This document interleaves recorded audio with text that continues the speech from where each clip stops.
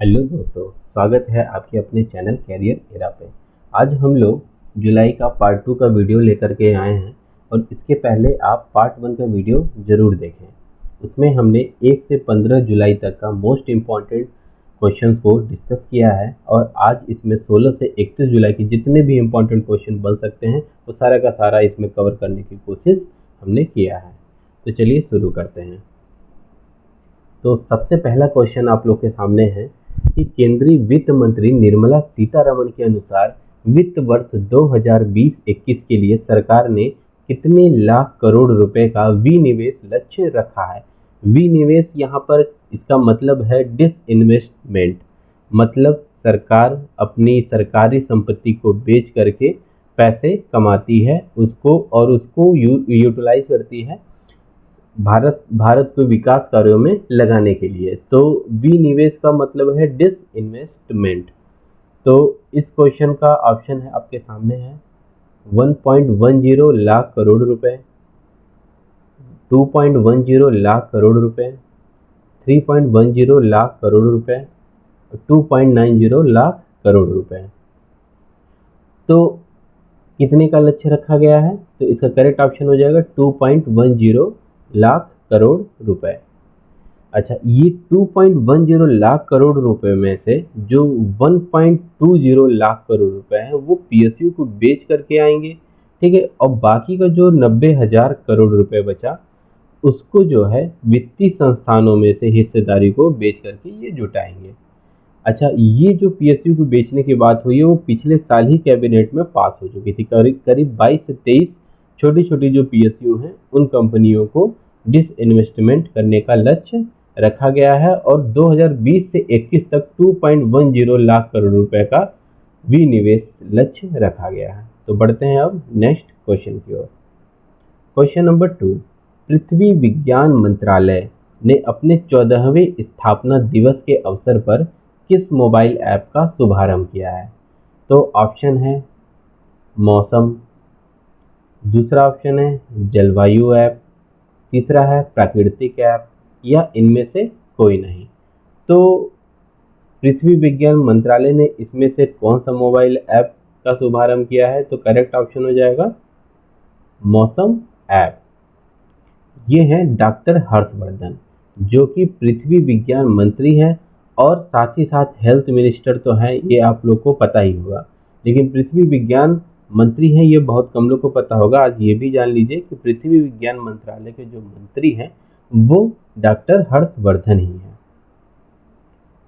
Question number 3, निम्न में से किस संस्था के एक रिपोर्ट में कहा गया है कि कोरोना संकट के चलते साउथ एशिया के 2.2 करोड़ बच्चे प्रारंभिक शिक्षा से वंचित हो रहे हैं?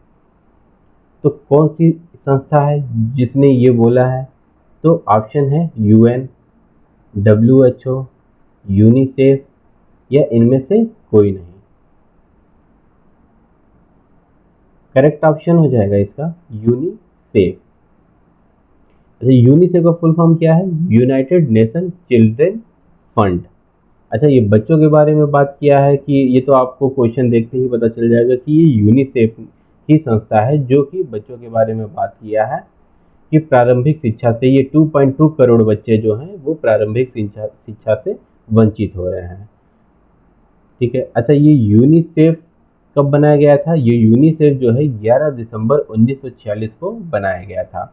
1945 में तो यूएन का इस्टेब्लिशमेंट हुआ था, यूनाइटेड नेशन का, और 1946 में यूनिसेफ का। बढ़ते हैं नेक्स्ट क्वेश्चन की ओर। अच्छा, इसमें एक और चीज देख लीजिए कि हाल ही में संयुक्त राष्ट्र की एक रिपोर्ट में कहा गया था कि कोरोना महामारी से इस साल करीब और 13 करोड़ लोगों को भूखमरी की ओर धकेल सकती है।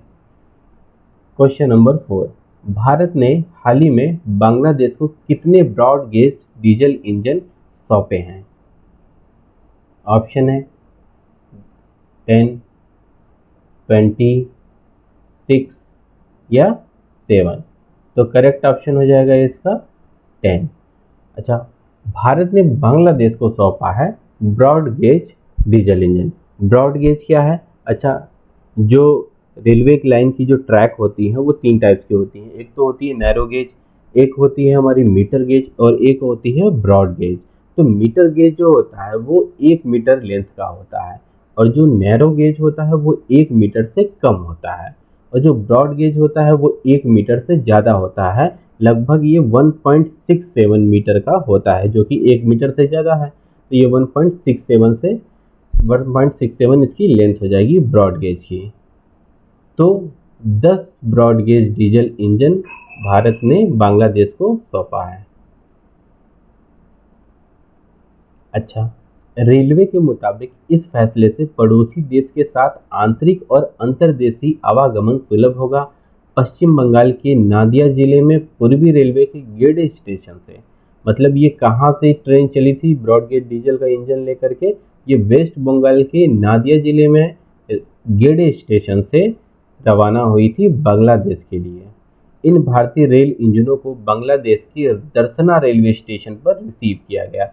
यानी गेडे स्टेशन वेस्ट बंगाल से चली और बांग्लादेश में दर्शना रेलवे स्टेशन पर इसको रिसीव कर लिया गया। कितने? 10 ब्रॉड गेज डीजल इंजन को। क्वेश्चन नंबर 5, सीआरपीएफ स्थापना दिवस निम्न में से किस दिन मनाया जाता है?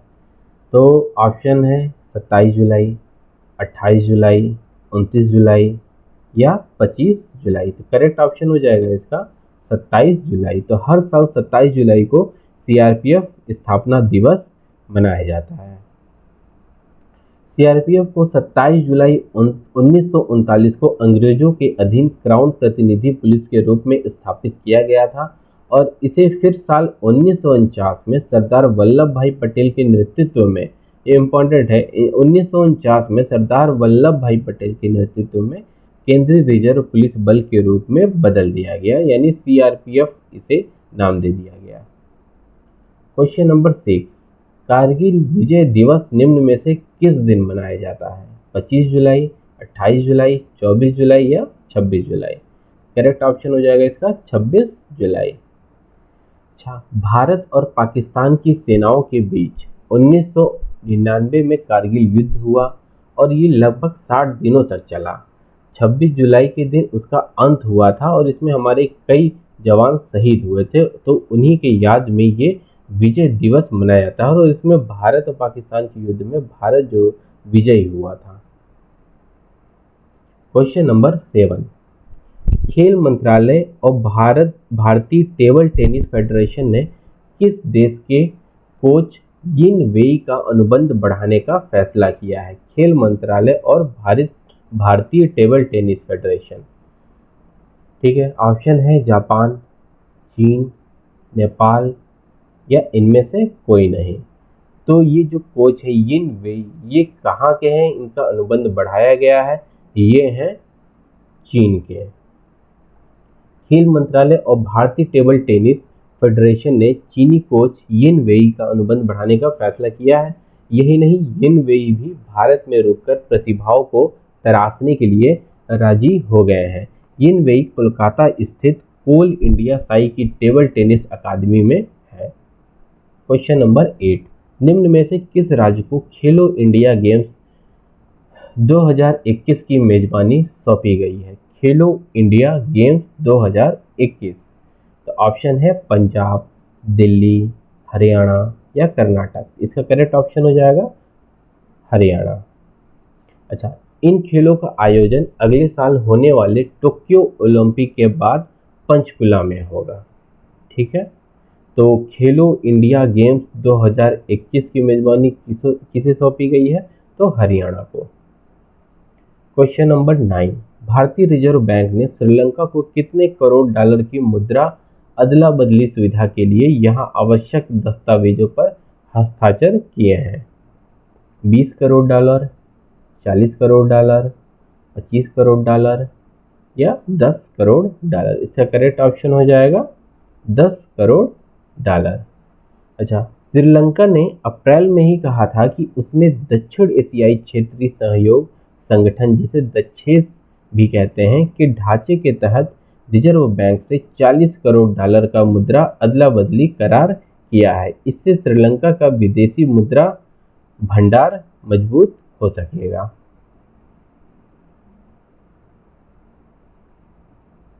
क्वेश्चन नंबर 10, संयुक्त अरब अमीरात के बाद हाल ही में किस देश ने भी अपना मंगल मिशन सफलतापूर्वक लॉन्च कर दिया है? चीन, पाकिस्तान, भारत या इनमें से कोई नहीं? करेक्ट ऑप्शन हो जाएगा चीन। जैसे यूएई ने पहले अपना लॉन्च किया मंगल मिशन जिसका नाम था द होप, और उसके बाद ये जो है चाइना ने भी अपना लॉन्च किया जिसका नाम है तियानवेन फर्स्ट, और इसके बाद अभी हाल ही में नासा ने भी लॉन्च किया है जिसका नाम है परसिवरेंस मिशन।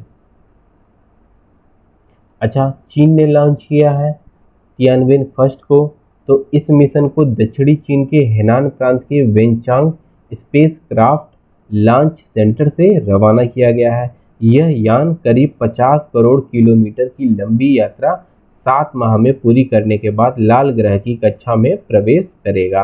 हालांकि चीन ने वर्ष 2011 में भी प्रयास किया था लेकिन तब उसका मिशन विफल हो गया था। क्वेश्चन नंबर 11, हाल ही में किस देश ने एक बार पुनः वर्ष 1996 के भू हस्तांतरण के प्रस्ताव की ओर संकेत देते हुए सीमा विवाद को सुलझाने के लिए भूटान को एक समाधान पैकेज का प्रस्ताव दिया है? तो बांग्लादेश, भारत, नेपाल या चीन? तो करेक्ट ऑप्शन हो जाएगा इसका चीन।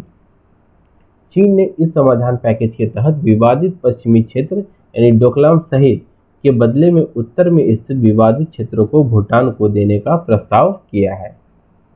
क्वेश्चन नंबर 12, विश्व डोपिंग रोधी एजेंसी यानी वाडा ने देश की राष्ट्रीय डोप परीक्षण प्रयोगशाला एनडीटीएल की निलंबन को और कितने महीने के लिए बढ़ा दिया है? 10 महीने, 8 महीने, 6 महीने या इनमें से कोई नहीं? तो करेक्ट ऑप्शन इसका हो जाएगा 6 महीने के लिए, यानी 6 महीने के लिए एनडीटीएल की निलंबन को और बढ़ा दिया है किसने? वाडा ने। वाडा ने कहा है कि प्रयोगशाला के अंतर्राष्ट्रीय स्तर के अनुरूप नहीं होने के कारण निलंबन को बढ़ाया गया। वाडा ने पिछले साल अगस्त में एनडीटीएल को पहली बार 6 महीने के लिए निलंबित किया था। क्वेश्चन नंबर 13, भारतीय राष्ट्रीय राजमार्ग प्राधिकरण के वर्तमान अध्यक्ष कौन है? National highway authority of India NHAI के वर्तमान अध्यक्ष कौन है? आर.के. मीणा, सुखबीर सिंह संधू, राघव चंद्र या इनमें से कोई नहीं? तो करेक्ट ऑप्शन हो जाएगा सुखबीर सिंह संधू। ये है सुखबीर सिंह संधू जिन्हें NHAI के वर्तमान अध्यक्ष के रूप में नियुक्त किया गया है, सुखबीर सिंह संधू। क्वेश्चन नंबर 14, जम्मू और कश्मीर प्रशासन ने शहरी स्थानीय निकायों और पंचायती राज संस्थाओं के सभी निर्वाचित सदस्यों को कितने लाख रुपए के जीवन बीमा कवर की घोषणा की है? 25 लाख रुपए, 15 लाख रुपए, 50 लाख रुपए या 20 लाख रुपए? करेक्ट ऑप्शन हो जाएगा इसका 25 लाख रुपए। आतंकवादी घटना में मौत होने पर यह राशि संबंधित प्रतिनिधि के परिजनों को मिलेगी। सरकार के फैसले से पंचायती राज संस्थाओं के निर्वाचित सदस्यों, सरपंच, पंच और बीडीसी अध्यक्ष के साथ ही शहरी स्थानीय निकायों के निर्वाचित सदस्यों का बीमा कवर की सुविधा दी जाएगी। क्वेश्चन नंबर 15, फीफा ने घोषणा की कि 2022 विश्व कप किस देश में आयोजित किया जाएगा? तो फीफा वर्ल्ड कप 2022 कहाँ पर आयोजित किया जाएगा? ऑप्शन है कतर, इजराइल, जापान और रूस। तो करेक्ट ऑप्शन इसका हो जाएगा कतर। अच्छा, 2022 का फीफा विश्व कप अरब में आयोजित होने वाला पहला विश्व कप होगा। अभी तक अरब में कोई भी विश्व कप आयोजित नहीं हुआ था, यह पहला विश्व कप होगा और मुस्लिम बहुल देश में भी ये पहला होगा। विश्व कप 32 टीमों को शामिल करने वाला ये अंतिम टूर्नामेंट होगा, क्योंकि अब जब 4 साल बाद होगा फीफा वर्ल्ड कप यानी 2026 टूर्नामेंट में, तब 48 टीमों को लिया जाएगा और यह टूर्नामेंट नवंबर-दिसंबर में होगा। क्वेश्चन नंबर 16, राष्ट्रीय खनिज विकास निगम यानी national mineral development corporation NMDC का अध्यक्ष और प्रबंध निदेशक हाल ही में किसे नियुक्त किया गया है? तो ऑप्शन है राहुल कुमार, प्रमोद त्यागी, अनुज प्रताप, सुमित देव। करेक्ट ऑप्शन हो जाएगा इसका सुमित देव। ये हैं सुमित देव जी, जिन्हें एनएमडीसी का सीएमडी नियुक्त किया गया है।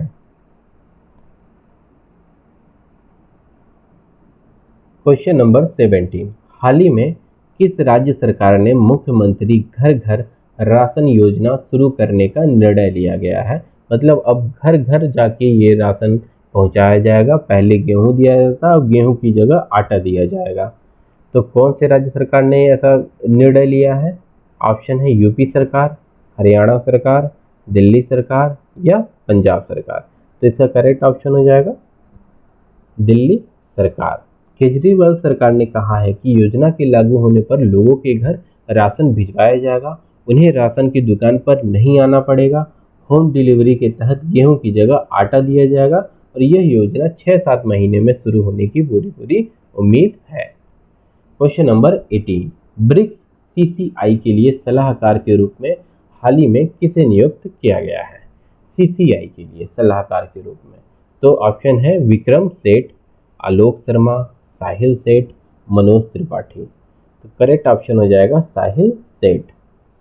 BRICS chamber of commerce and industry एक मूल संगठन है जो ब्रिक्स में वाणिज्य और उद्योग को बढ़ावा देता है। ये 2012 में स्थापित किया गया था। साहिल सेठ। क्वेश्चन नंबर 19, हाल ही में किस राज्य के काकरापार परमाणु ऊर्जा परियोजना से जुड़े वैज्ञानिकों ने इस संयंत्र की तीसरी इकाई में पहली बार क्रांतिकता यानी क्रिटिकलिटी प्राप्त की है? जैसे क्रिटिकल टेम्परेचर आपने सुना होगा, वही है क्रांतिकता, क्रिटिकलिटी। मतलब किस राज्य के काकरापार परमाणु ऊर्जा परियोजना से जुड़े वैज्ञानिकों ने इस संयंत्र की तीसरी इकाई में पहली बार क्रिटिकलिटी प्राप्त की है? तो ऑप्शन है कुछ इस प्रकार, आंध्र प्रदेश, मध्य प्रदेश, गुजरात, उड़ीसा। करेक्ट ऑप्शन हो जाएगा इसका गुजरात। काकरापार परमाणु ऊर्जा, पहले तो ये कहाँ पे है काकरापार परमाणु ऊर्जा? काकरापार परमाणु ऊर्जा संयंत्र ये है गुजरात में, ठीक है, गुजरात के तापी जिले में स्थित है, ठीक है। और खास बात है कि इस संयंत्र की पहली जो दो इकाई है कैनेडियन तकनीक पर आधारित है, जबकि इसकी जो तीसरी इकाई है वो पूर्ण रूप से स्वदेशी है, स्वदेशी तकनीकी पर आधारित है। तो गुजरात में स्थित 700 मेगावाट की क्षमता वाले इस ऊर्जा संयंत्र के सामान्य परिचालन स्थिति में आना इस बात का संकेत है कि यह संयंत्र ऊर्जा उत्पादन के लिए अब तैयार है। क्वेश्चन नंबर 20, हाल ही में किस बैंक ने देश के सभी जिलों में सैनिटाइजर और मास्क बांटने का अभियान लॉन्च किया है? एसबीआई ने, पीएनबी बैंक ने, आईसीआईसीआई बैंक या एचडीएफसी बैंक? करेक्ट ऑप्शन इसका हो जाएगा पीएनबी बैंक। तो पीएनबी बैंक क्या करेगा? अब सभी जिलों में, देश के सभी जिलों में सैनिटाइजर बांटेगा और साथ ही साथ मास्क भी बांटेगा। इसका अभियान इन्होंने चला दिया है पीएनबी बैंक ने। पीएनबी बैंक को 19 मई 1894 को भारतीय कंपनी अधिनियम के तहत अनारकली बाजार लाहौर में, तब उस समय भारत में ही था लाहौर में, इसके कार्यालय के साथ पंजीकृत किया गया था। पंजाब नेशनल बैंक भारत का दूसरा सबसे बड़ा सरकारी वाणिज्यिक बैंक है। क्वेश्चन नंबर 21, किस राज्य सरकार ने हाल ही में मधु बाबू पेंशन योजना के तहत ट्रांसजेंडर समुदाय को शामिल किया गया है? मधु बाबू पेंशन योजना किस राज्य में शुरू किया गया है और इसमें ट्रांसजेंडर समुदाय को पहली बार शामिल किया गया है? तो ऑप्शन है राजस्थान, छत्तीसगढ़, गुजरात, उड़ीसा। करेक्ट ऑप्शन हो जाएगा उड़ीसा। उड़ीसा में ही मधु बाबू पेंशन योजना के तहत ट्रांसजेंडर समुदाय को भी शामिल किया गया है, ठीक है। उड़ीसा के मुख्यमंत्री कौन है? नवीन पटनायक जी, ठीक। करीब 5000 ट्रांसजेंडर लोगों को उनकी आयु के आधार पर 500 से 900 रुपए मासिक पेंशन दी जाएगी। मुख्यमंत्री नवीन पटनायक ने बेसहारा बुजुर्गों, दिव्यांग जन और विधवाओं को वित्तीय मदद लेने वाले मधु बाबू पेंशन योजना के लाभार्थियों में ट्रांसजेंडर समुदाय के लोगों को भी शामिल किए जाने को मंजूरी दे दी गई है। क्वेश्चन नंबर 22, हाल ही में किस राज्य सरकार ने वेस्ट टू एनर्जी नाम से एक पहल की शुरुआत की है? वेस्ट टू एनर्जी नामक पहल। ऑप्शन है उत्तराखंड, कर्नाटक, आंध्र प्रदेश और मध्य प्रदेश। तो करेक्ट ऑप्शन हो जाएगा इसका उत्तराखंड। उत्तराखंड सरकार ने वेस्ट टू एनर्जी नामक एक पहल की शुरुआत की है। इसके तहत क्या होगा, राज्य सरकार राज्य में उत्पन्न होने वाले जितने भी अपशिष्ट हैं उनको बिजली में परिवर्तित करेगी। और राज्य सरकार द्वारा प्रस्तुत आंकड़ों के अनुसार वर्तमान में उत्तराखंड में प्रतिदिन 900 टन अपशिष्ट पैदा होता है। उत्तराखंड पर्यावरण संरक्षण और प्रदूषण नियंत्रण बोर्ड, जिसे हम यूईपीपीसीबी के अनुसार यूईपीपीसीबी भी कहते हैं, इसके अनुसार राज्य में उत्पन्न अपशिष्ट के माध्यम से लगभग 5 मेगावाट बिजली पैदा की जा सकती है। तो वेस्ट टू एनर्जी नामक पहल कहाँ शुरू हुई? तो उत्तराखंड। क्वेश्चन नंबर 23, भारतीय क्रिकेट कंट्रोल बोर्ड बीसीसीआई किस देश में आईपीएल 2020 आयोजित करना चाहता है? इंग्लैंड, ऑस्ट्रेलिया, न्यूजीलैंड या यूएई, संयुक्त अरब अमीरात। तो ऑप्शन हो जाएगा संयुक्त अरब अमीरात। तो आईपीएल का यह 13वां संस्करण होगा। क्वेश्चन नंबर 24, डीआरडीओ द्वारा भारतीय सेना हेतु स्वदेशी विकसित ड्रोन का क्या नाम है? अभी हाल ही में डीआरडीओ ने भारतीय सेना के लिए एक ड्रोन विकसित किया है, इसका नाम क्या है? भारत, भीष्म, अर्जुन या पवन। तो डीआरडीओ ने विकसित किया है और इसका नाम है भारत। भारत ड्रोन को डीआरडीओ के चंडीगढ़ स्थित प्रयोगशाला में तैयार किया गया है। इस ड्रोन को विश्व के सबसे चुस्त और हल्के निगरानी ड्रोन के रूप में सूचीबद्ध किया जा सकता है। क्वेश्चन नंबर 25, उड़ीसा सरकार ने किस लोकप्रिय लोकगीत के नाम पर संबलपुर जिले के बिलुंग गांव का नाम बदल दिया है? गीत गोविंदा, रंग पवन, रंग बत्ती या रंग वन। करेक्ट ऑप्शन हो जाएगा इसका रंग बत्ती। उड़ीसा सरकार ने जिला संबलपुर के बिलुंग गांव का नाम बदलकर रंग बत्ती बिलुंग रख दिया है। ठीक है, जो बिलुंग गांव था उसका नाम अब रंग बत्ती बिलुंग रख दिया है। दरअसल लोकप्रिय गीत रंग बत्ती के जो गीतकार हैं मित्र भानु गौतैया का जन्म इसी गांव में हुआ था, बिलुंग गांव में, और इन्होंने रंग बत्ती गीत गाया था और इस गीत को पहली बार आकाशवाणी के माध्यम से सुना गया था। तो बिलुंग गांव और रंग बत्ती बिलुंग गांव नाम रख दिया गया है। ठीक है, क्वेश्चन नंबर 26, केंद्रीय खाद्य प्रसंस्करण उद्योग मंत्री ने वीडियो कॉन्फ्रेंसिंग के माध्यम से किस राज्य में जोरम मेगा फूड पार्क का उद्घाटन किया है? Zoram mega food park. तो कौन से मंत्री, केंद्रीय खाद्य प्रसंस्करण उद्योग मंत्री ने ये जारी किया है? कर्नाटक, असम, मिजोरम या मेघालय। तो नाम देख के आप पता कर सकते हैं, जोरम मेगा फूड पार्क। तो क्या ऑप्शन हो जाएगा? मिजोरम। मिजोरम में जोरम मेगा फूड पार्क का उद्घाटन किया है केंद्रीय खाद्य प्रसंस्करण उद्योग मंत्री। इस समय कौन है केंद्रीय खाद्य प्रसंस्करण उद्योग मंत्री? तो हरसिमरत कौर बादल जी हैं केंद्रीय खाद्य प्रसंस्करण मंत्री। और इन्होंने बताया कि जोरम मेगा फूड पार्क 5000 लोगों को प्रत्यक्ष एवं अप्रत्यक्ष रोजगार देगा और कोर प्रसंस्करण केंद्र एवं प्राथमिक प्रसंस्करण केंद्र के जल ग्रहण क्षेत्रों के लगभग 25,000 किसानों को लाभान्वित करेगा।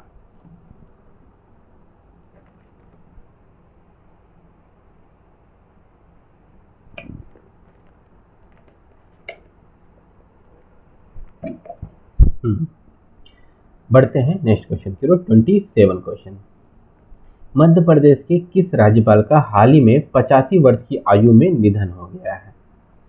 ऑप्शन है आनंदीबेन पटेल, अनिल बैजल, जयराम दास दौलत राम या लालजी टंडन। तो मध्य प्रदेश के जो गवर्नर थे लालजी टंडन, उन्हीं की हाल ही में निधन हो गई है। वो 85 वर्ष के थे। ये हैं लालजी टंडन। लालजी टंडन को साल 2018 में बिहार का गवर्नर भी बनाया गया था। उन्हें इसके बाद साल 2019 में मध्य प्रदेश का राज्यपाल नियुक्त किया गया और इन्हें लखनऊ के सांसद भी रह चुके हैं और इसीलिए अभी इनके निधन के बाद अभी लखनऊ का जो एक चौक का नाम लालजी टंडन के नाम पर रख दिया गया है और एक रोड है उसको भी टंडन मार्ग के नाम पर बदल दिया गया है लखनऊ में, क्योंकि ये लखनऊ के सांसद रह चुके हैं। क्वेश्चन नंबर 28, किस राज्य सरकार ने अनुसूचित जातियों के सर्वांगीण विकास के लिए नवीन रोजगार छत्र योजना शुरू की है? तो ऑप्शन हो जाएगा उत्तर प्रदेश, मध्य प्रदेश, कर्नाटक, असम। करेक्ट ऑप्शन हो जाएगा इसका उत्तर प्रदेश। उत्तर प्रदेश सरकार ने नवीन रोजगार छत्र योजना शुरू की है, किसके लिए? अनुसूचित जातियों के सर्वांगीण विकास के लिए। तो मुख्यमंत्री योगी आदित्यनाथ ने अनुसूचित जाति के गरीब लोगों के विकास और उन्हें रोजगार मुहैया कराने के लिए इस योजना का शुभारंभ किया और करोड़ों रुपए इस दौरान लाभार्थियों को सीधा ट्रांसफर किए गए। 3,484 लोगों को लगभग 17.42 करोड़ रुपए की धनराशि ट्रांसफर की गई है। क्वेश्चन नंबर 29, ऊर्जा दक्षता को बढ़ाने और इलेक्ट्रिक मोबिलिटी को बढ़ावा देने हेतु केंद्रीय ऊर्जा मंत्री आर.के. सिंह ने किस शहर के चेम्सफोर्ड क्लब में भारत के पहले सार्वजनिक ईवी इलेक्ट्रिक वाहन चार्जिंग प्लाजा का उद्घाटन किया है? तो इसका ऑप्शन हो जाएगा लखनऊ, मुंबई, बेंगलोर या दिल्ली। करेक्ट ऑप्शन हो जाएगा इसका दिल्ली। तो 5 चार्जिंग पॉइंट के साथ प्लाजा में एसी और अधिक सुविधाएं शुरू करने की उम्मीद है। ये शुरुआत ईवी इंफ्रास्ट्रक्चर को सपोर्ट करने के लिए एक प्रयास है, जिसकी देश में इलेक्ट्रिक व्हीकल्स को तुरंत जरूरत है। क्वेश्चन नंबर 30, हाल ही में किस देश ने पहले मंगलयान तियानवेन-1 को वेनचांग अंतरिक्ष यान लॉन्च साइट से लॉन्च किया है? ये इस क्वेश्चन का आंसर मैं पहले बता चुका हूं, तो आप बताइए। ऑप्शन है चीन, साउथ कोरिया, रूस और जापान। तो करेक्ट ऑप्शन हो जाएगा चीन। चीन ने मंगल ग्रह के बारे में जानकारी जुटाने के उद्देश्य से हैनान द्वीप के वेनचांग अंतरिक्ष यान प्रक्षेपण केंद्र से हाल ही में अपना पहला यान प्रक्षेपित किया। मीडिया रिपोर्ट के अनुसार यान मंगल ग्रह की मिट्टी, चट्टानों की संरचना, पर्यावरण, वातावरण और जल के बारे में जानकारी एकत्रित करेगा। तो अभी जुलाई में 3 लोगों ने मंगल मिशन को लॉन्च किया है। तो सबसे पहला जो है यूएई ने लॉन्च किया, उसका नाम था द होप। फिर चाइना ने लॉन्च किया, इसका नाम है तियानवेन फर्स्ट। फिर अभी हाल ही में नासा ने लॉन्च किया है परसेवरेंस मिशन। अच्छा, जो यूएई ने मंगल मिशन जो लॉन्च किया है द होप, वो केवल ऑर्बिटल मिशन है जो मंगल ग्रह के चारों ओर ऑर्बिट में घूमेगा और वहां से पिक क्लिक करके लाएगा। लेकिन ये जो है चाइना का और नासा का, यहाँ इनका लैंडर और रोवर उतरेगा। रोवर लैंडर में से उतरेगा और रोवर जमीन पर आगे बढ़ करके वहां के बारे में जानकारी को कलेक्ट करेगा। क्वेश्चन नंबर 31, हाल ही में किस देश के शोधकर्ताओं ने पूर्वी हिंद महासागर में पहली सुपर जायंट आइसोपॉड प्रजाति बाथिनोमस रक्सासा की खोज की है? मालदीव, चीन, सिंगापुर, इंडोनेशिया। करेक्ट ऑप्शन इसका हो जाएगा सिंगापुर। अच्छा, बाथिनोमस रक्सासा एक प्रकार का क्या है? एक कॉकरोच है।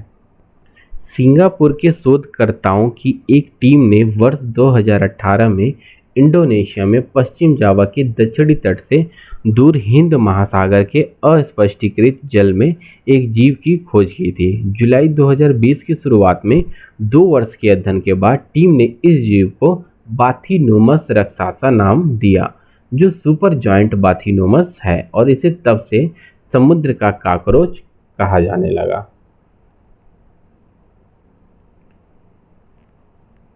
क्वेश्चन नंबर 32, अच्छा, अंतर्राष्ट्रीय शतरंज दिवस निम्न में से किस दिन मनाया जाता है? 10 मार्च, 15 जनवरी, 12 अप्रैल या 20 जुलाई? करेक्ट ऑप्शन इसका हो जाएगा 20 जुलाई। 20 जुलाई 1924 को अंतर्राष्ट्रीय शतरंज संघ की स्थापना की गई। 20 जुलाई को अंतर्राष्ट्रीय शतरंज दिवस के रूप में मनाने का सुझाव यूनेस्को द्वारा दिया गया।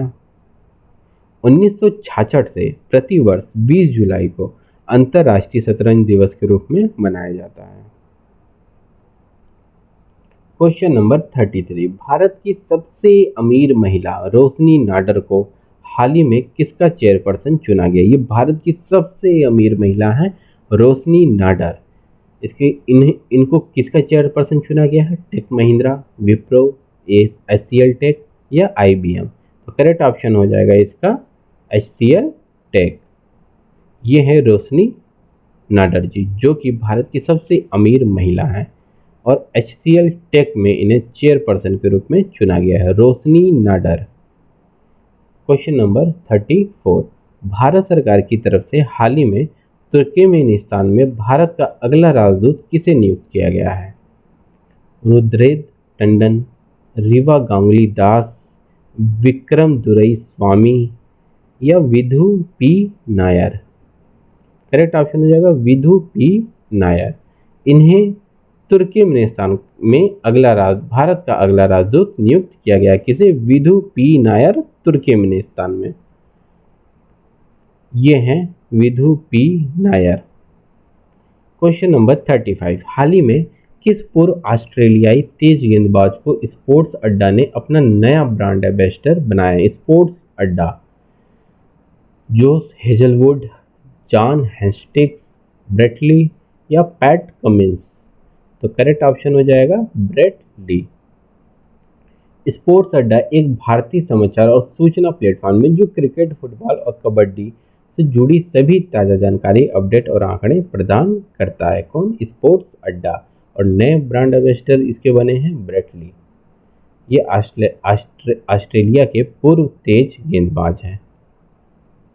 क्वेश्चन नंबर 36, हाल ही में पाकिस्तान एवं किस देश के मध्य पाकिस्तान अधिकृत कश्मीर के सुधौटी जिले में 700 मेगावाट की आजाद पट्टन जल विद्युत परियोजना के लिए एक समझौते पर हस्ताक्षर किए गए हैं?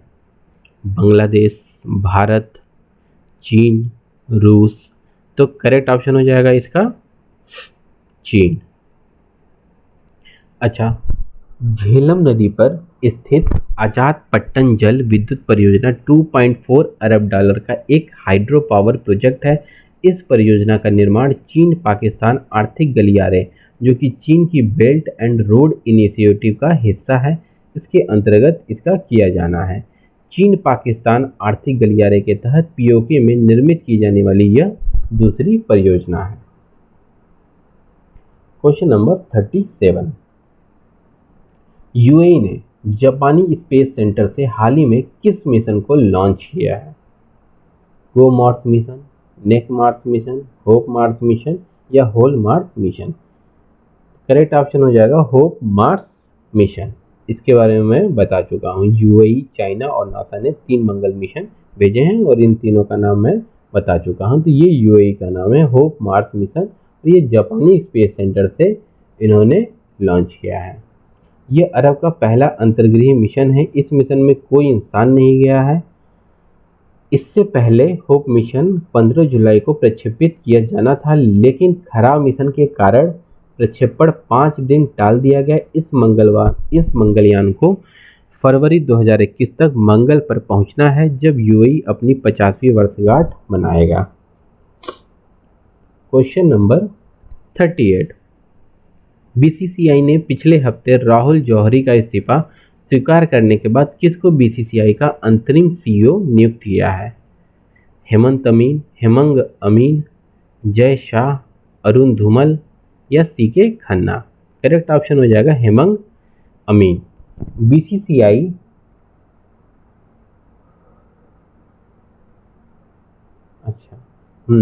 बीसीसीआई पूर्व सीईओ राहुल जौहरी ने पिछले दिनों अपने पद से इस्तीफा दे दिया।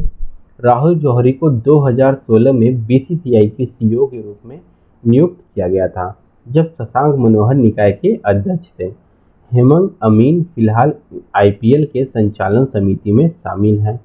अमीन चर्चित इंडियन प्रीमियर लीग के मौजूदा चीफ ऑपरेटिंग ऑफिसर भी हैं और 2017 से ही आईपीएल के ऑपरेशन का काम देख रहे हैं। तो हेमंत अमीन बीसीसीआई का सीईओ नियुक्त किया गया है राहुल जौहरी के इस्तीफा देने के बाद।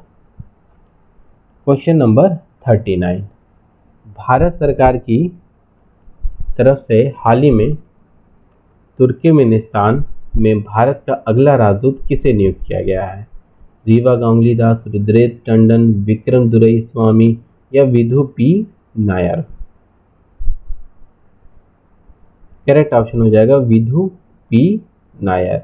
भारत सरकार द्वारा विधु पी नायर को तुर्कमेनिस्तान में भारत का अगला राजदूत नियुक्त किया गया है। वे वर्तमान में विदेश मंत्रालय में निदेशक के रूप में कार्यरत हैं। वे 2002 बैच के विदेश सेवा अधिकारी हैं। क्वेश्चन नंबर 40, हाल ही में बांग्लादेश में भारत का अगला राजदूत किसे नियुक्त किया गया है? विक्रम दुरईस्वामी, मोहन त्रिपाठी, नरेश अग्रवाल या ई कन्वोकेशन? तो विक्रम दुरईस्वामी को बांग्लादेश का अगला राजदूत नियुक्त किया गया है। ये हैं विक्रम दुरईस्वामी। यह बांग्लादेश और म्यांमार के साथ साथ अंतर्राष्ट्रीय सम्मेलनों और वैश्विक संगठनों की जिम्मेदारी संभालते हैं। इससे पहले वह भारत प्रशांत मामले देख रहे थे।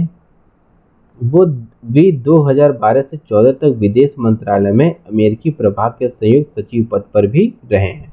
विक्रम दुरईस्वामी बांग्लादेश में भारत के अगले राजदूत हैं। क्वेश्चन नंबर 41, चुनाव आयुक्त अशोक लवासा को हाल ही में किस बैंक का उपाध्यक्ष नियुक्त किया गया है? भारतीय रिजर्व बैंक, एशियाई विकास बैंक, राष्ट्रीय कृषि और ग्रामीण विकास बैंक या इनमें से कोई नहीं? तो करेक्ट ऑप्शन हो जाएगा इसका एशियाई विकास बैंक। ये है Ashok Lavasa.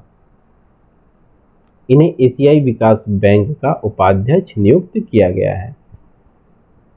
Question number 42, IRCTC ने निम्न में से किस बैंक के साथ मिलकर रुपे कार्ड लॉन्च किया है?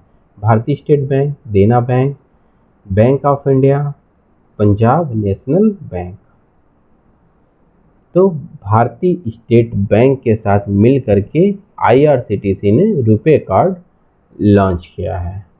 इस क्रेडिट कार्ड के जरिए आप शॉपिंग के साथ साथ दवाइयों की खरीद पर भारी छूट पा सकते हैं। इसके अलावा ट्रेन टिकटों की बुकिंग में डिस्काउंट और कैशबैक के साथ साथ फ्री ट्रेन टिकट का ऑफर भी मिलता है। इतना कुछ मिलता है। रेल मंत्री पीयूष गोयल ने इस कार्ड के लॉन्च के दौरान कहा कि एसबीआई को अगले 25 दिसंबर तक 3 करोड़ लोगों को यह कार्ड जारी करने का आदेश दिया है। क्वेश्चन नंबर 43,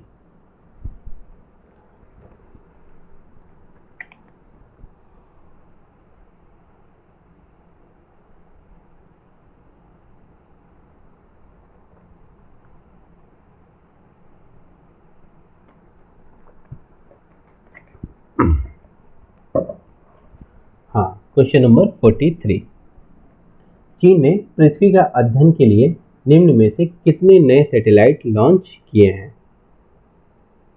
4, 3, 5 या 7? कितने किए हैं? 3 सैटेलाइट लॉन्च किया है। कौन? चाइना ने पृथ्वी का अध्ययन करने के लिए।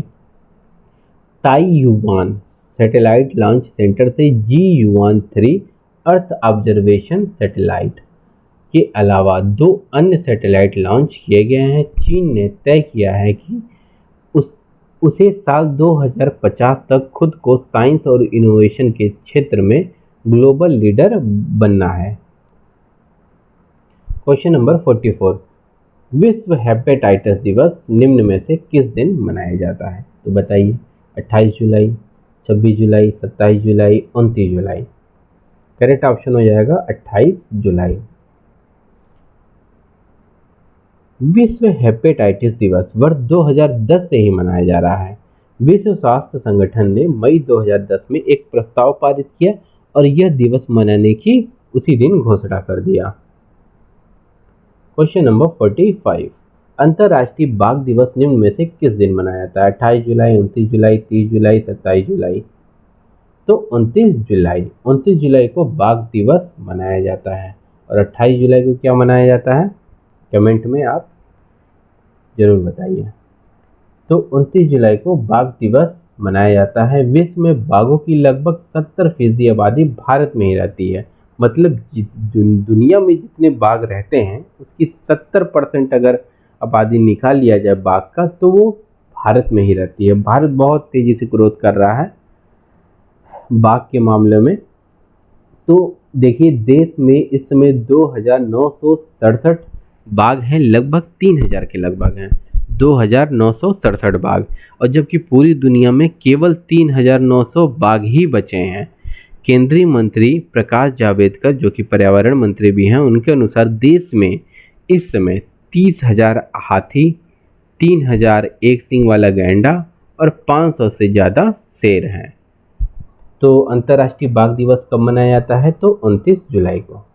क्वेश्चन नंबर 46, केंद्रीय मंत्रिमंडल ने हाल ही में पारंपरिक चिकित्सा पद्धति और होम्योपैथी के क्षेत्र में सहयोग पर भारत और किस देश के बीच समझौता ज्ञापन को मंजूरी दे दी है? फ्रांस, जापान, जिम्बाब्वे या रूस? तो करेक्ट ऑप्शन हो जाएगा इसका जिम्बाब्वे। प्रधानमंत्री नरेंद्र मोदी की अध्यक्षता में हुई केंद्रीय मंत्रिमंडल ने इस विषय पर भारत और जिम्बाब्वे के बीच हस्ताक्षर किए गए और समझौता ज्ञापन को पूर्ण प्रभाव से स्वीकृति प्रदान की गई। क्वेश्चन नंबर 47, भारत ने Democratic People's Republic of North Korea को कितने मिलियन अमेरिकी डॉलर की चिकित्सा सहायता प्रदान की है? ये क्वेश्चन देखिए, क्वेश्चन में इतना लंबा चौड़ा लिखा गया है, मतलब सीधा सीधा समझिए। भारत ने अभी नॉर्थ कोरिया को चिकित्सा सहायता प्रदान किया है। नॉर्थ कोरिया का तानाशाह तो आप लोग को पता ही होगा, किम जोंग उन, वहाँ का तानाशाह है। वहाँ पे भारत ने चिकित्सीय सहायता प्रदान की है। तो ऐसे ही नहीं प्रदान किया, आप सोचिए क्यों उसको प्रदान किया। तो ये इस वजह से किया है, WHO के बोलने पर बोला इन्होंने प्रदान किया, क्योंकि भारत सबकी सहायता करता है, वो कैसा भी देश हो। तो ऑप्शन हो जाएगी 4 मिलियन अमेरिकी डॉलर, 3 मिलियन अमेरिकी डॉलर, 1 मिलियन अमेरिकी डॉलर या 5 मिलियन अमेरिकी डॉलर। कितने मिलियन अमेरिकी डॉलर की मदद की है? तो करेक्ट ऑप्शन हो जाएगा यहाँ पे 1 मिलियन अमेरिकी डॉलर। देखिए, हाँ, भारत सरकार ने कहा है कि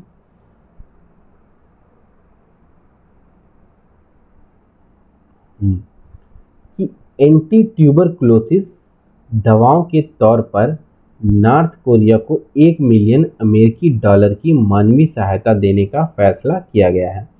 भारत और उत्तर कोरिया ने बढ़ते व्यापार और राजनयिक संबंधों को बनाए रखा है। भारत का प्योंगयांग, यानी उत्तर कोरिया की ये राजधानी है, प्योंगयांग में दूतावास है, जबकि उत्तर कोरिया का जो दूतावास है वो भारत की नई दिल्ली में है। क्वेश्चन नंबर 48, हाल ही में ड्रीम टू डेयर 2.0 प्रतियोगिता का शुभारंभ किसने किया है? DRDO, इसरो, इंडियन रेलवे या इनमें से कोई नहीं? तो ऑप्शन हो जाएगा DRDO। DRDO की स्थापना कब हुई थी? 1958 में। इसका हेडक्वार्टर कहाँ है? तो न्यू दिल्ली में। अध्यक्ष कौन है इसके? G सतीश रेड्डी। अभी DRDO ने ही एक स्वदेशी ड्रोन बनाया है, ये क्वेश्चन मैं अभी इसके पहले करवा चुका हूँ। उस ड्रोन का क्या नाम है? तो उस ड्रोन का नाम है भारत। और अभी इन्होंने प्रतियोगिता का शुभारंभ भी किया DRDO ने, dream to dare 2.0। Question number 49, हाल ही में किसने premier league golden boot football award जीता है? Premier league golden boot football award Jamie Vardy, Pierre Emerick, Danny Ings या इनमें से कोई नहीं? तो करेक्ट ऑप्शन हो जाएगा जेमी वार्डी। ये है जेमी वार्डी जिन्होंने Premier league golden boot football award जीता है। लास्ट क्वेश्चन, क्वेश्चन नंबर 50, हाल ही में भारत और किस देश की सेना के बीच पास एक्स यानी पासिंग एक्सरसाइज शुरू हुआ है। PASS passing exercise. तो किस देश में ये शुरू हुआ था? भारत। और किस देश में पास एक्सरसाइज? तो ब्रिटेन, फ्रांस, अमेरिका या इनमें से कोई नहीं। तो इसका करेक्ट ऑप्शन हो जाएगा अमेरिका। अच्छा, अमेरिका में और भी युद्ध अभ्यास होते हैं। जैसे एक तो युद्ध अभ्यास ही नाम है, जो एक्सरसाइज होता है उसका नाम है युद्ध अभ्यास। एक होता है वज्र प्रहार, ठीक है। और एक तो अभी हुआ है ये पास एक्स। ये एक्सरसाइज कहाँ हुआ है? तो अंडमान निकोबार आइलैंड में हुआ है, PASSEX exercise. Thank you friends. अगर आपकी वीडियो अच्छा लगा हो तो कमेंट बॉक्स में ज़रूर करके ज़रूर अगर कोई भी अपडेट चाहते हो या कोई सुझाव देना चाहते हो तो कमेंट बॉक्स में ज़रूर बताएं और लाइक और सब्सक्राइब ज़रूर करें। Thank you so much.